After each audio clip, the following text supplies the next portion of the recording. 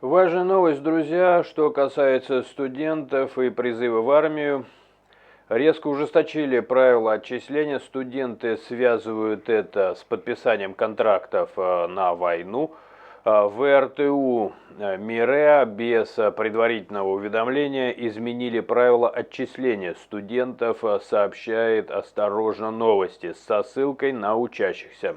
По их словам, о нововведении многие узнали случайно, уже в учебном отделе. Ну, я думаю, что всех касается, студенты, перепроверяйте, похоже, живем в мире сюрпризов. Если раньше основанием для отчисления считались 5 и более академических долгов, то теперь достаточно даже одного. При этом закрыть все задолженности необходимо до 15 апреля, что, как отмечают студенты, сделать в такие сроки крайне сложно.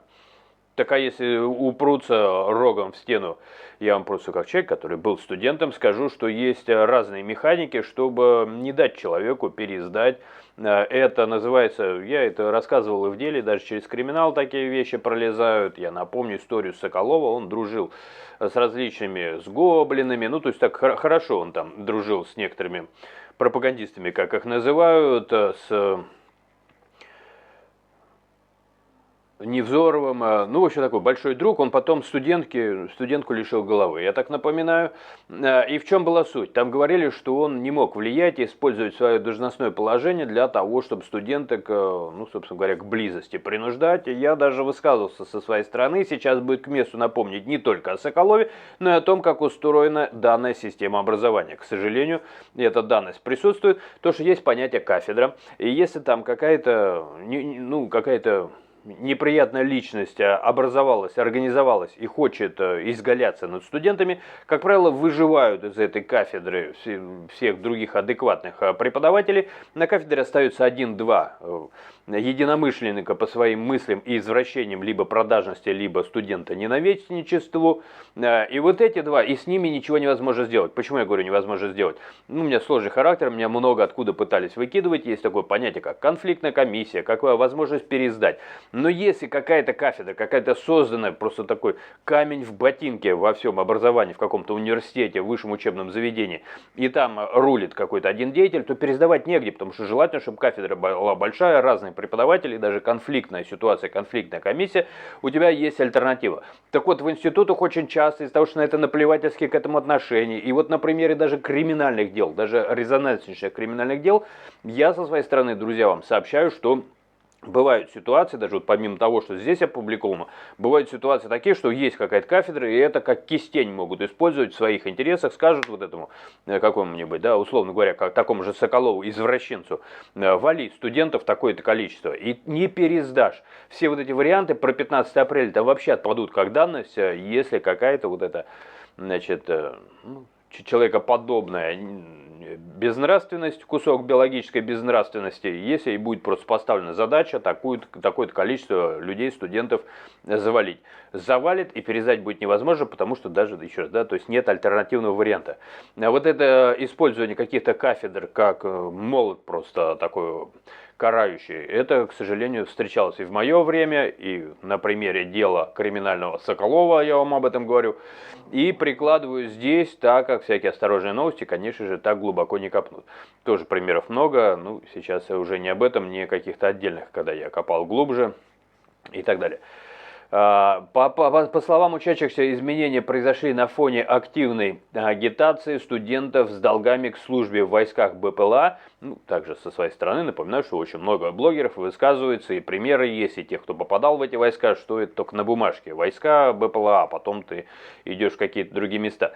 Плюс к этому, по поводу БПЛА, был недавно голливудский фильм, так недавно достаточно выходил, если кто-то помнит, кстати, название, не так сейчас на скидку не вспомню, или особо опасная зона, или что-то такое. Там, короче говоря, андроид есть, военнослужащий, и есть оператор БПЛА как раз. И он, оператор БПЛА, совершил, ну, собственно говоря, выбрал спасти несколько военнослужащих ценой жизни, там, не знаю, троих. И нанес удар ракетный, и его за это ругают, и отправляют в горячую точку. для того, чтобы он вообще посмотрел, что такое человеческая жизнь, чтобы он так легко ими не распоряжался. К чему я этот пример привожу?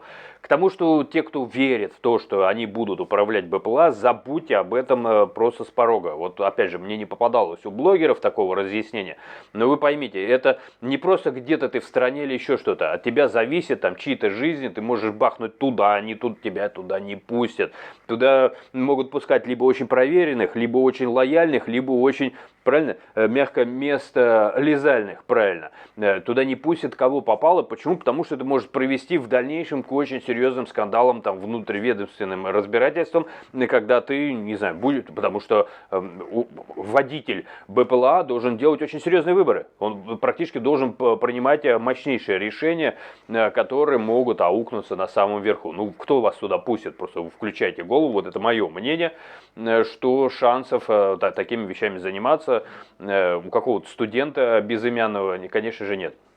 Что касается вербовки, у меня просто было много, ну и вообще так уже, если широко затрагивать эту тему, этому тоже мало кто уделяет внимания. Все насильственные вербования в армию, они всегда очень странно для меня выглядят, потому что я сталкивался, я с людьми разговаривал, которые вообще называют даже новобранцев вполне себе естественных зелепуками. И в свое время, во время чеченских кампаний, об этому также уделялось много времени. Военнослужащие страшно не любили усиления всяческие, пополнения в виде там силовиков из МВД и так далее.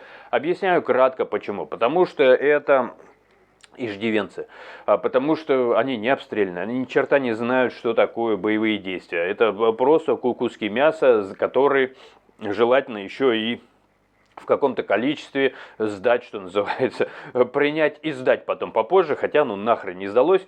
Никакой новобранец, никакой вот студент в боевых действиях, он будет не просто бесполезен, он будет вреден. Его в дозор не поставишь, у них у всех эффект коридора, они на любой шорох выпускают рожок из автомата. И если их туда массово набирают, ну значит, я не знаю, включите голову. Зачем? Почему? Потому что, еще раз, я с кадровыми военными разговаривал, и всегда все вот эти доборы, вот этих рекрутов зеленогубых, зеленопукных, их всегда не любили, потому что, ну, ты нянькой должен быть, ты просто решаешь, оставить его в живых или нет, потому что он тебе нахрен не нужен. Им только минные поля разминировать, да, вот это, сейчас это даже мода какая-то пошла, как-то свинское разминирование, как-то так называется. Но на самом деле это и в уставе есть, ну, правда, я так из своей памяти, в уставе звучат примеры, когда нужно проверить заражение химическое, то наименее ценные члены экипажа должен это делать. Первый снимать противогаз, если нету каких-то специальных средств, которые бы проверяли загрязненность окружающей среды.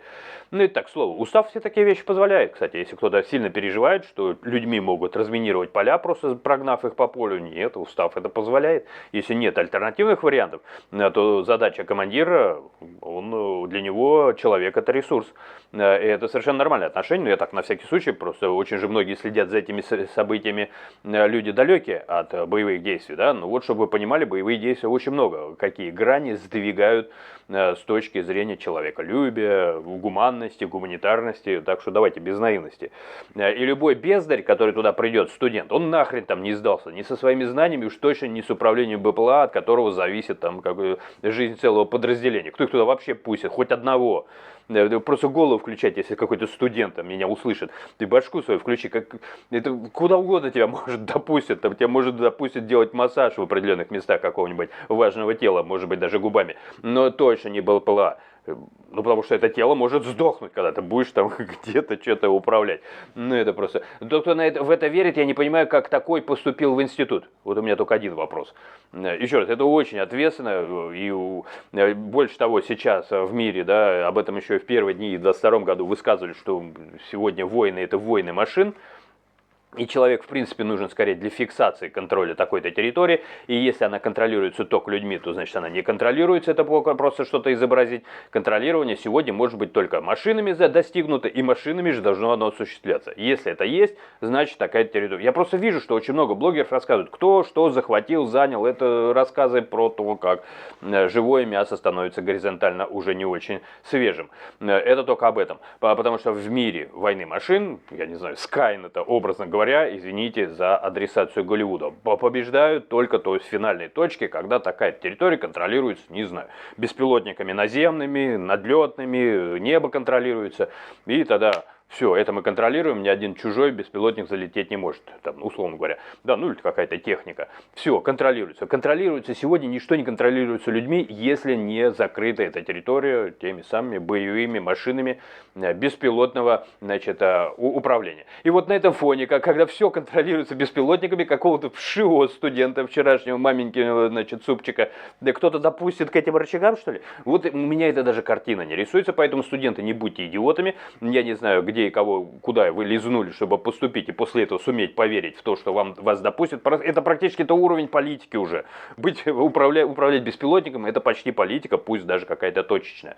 Ну, вот то, что я бы сказал. Еще раз, мой взгляд достаточно сторонний. Я не был ни там, где эти беспилотники, ни в тех институтах, которые сегодня действуют. Но я рисую картину, скажу, я писатель. И у меня в картинках в голове не складывается, что абы что, которые в дозор-то не ставят, потому что оно не способно себя контролировать, ну, в силу отсутствия опыта, что естественно. Кто-то этому без опыта, без ценности, без понимания ценности жизни, еще вчерашнее дитё, у которого еще не выработалась даже ценность вообще человеческой жизни, не говоря уже про понятие патриотизма, его кто-то допустит беспилотнику управлять. Ну дай да бог, как говорится, верить тому, кому это получается. В любом случае, берегите себя, спасайте себя, и мой такой призыв, как всегда, сохраните свою страну. А это можно сделать только одним способом — сохранить ее генофонд. Генофонд — это вы, так что вперед, мои дорогие. Знания, учеба — это прекрасно, и способов получить эти знания, учеба, распинывая всех, кто вам мешает это сделать, ну, немало. Пишите комментарии, делитесь друг с другом, способы, обходы, помех, каких-то противоумственных ежей. Этих ежей надо объезжать и получать знания, и в дальнейшем реализовывать эти знания, зарабатывая очень много, в то время как Симонян запрещает своим детям, ее дети будут дебилами, будут гладить вам трусы и чистить. Вы будете богатыми людьми, если получите сегодня образование, дай-то Бог, получить его, сдать все экзамены и прекрасно, счастливо прожить и очень обеспеченно эту жизнь. Вот такое мое пожелание. В любом случае, такая новость, друзья мои. Берегите себя, здоровья всем, ну и, собственно говоря, мудрости в первую очередь при таких-то новостях. Увидимся.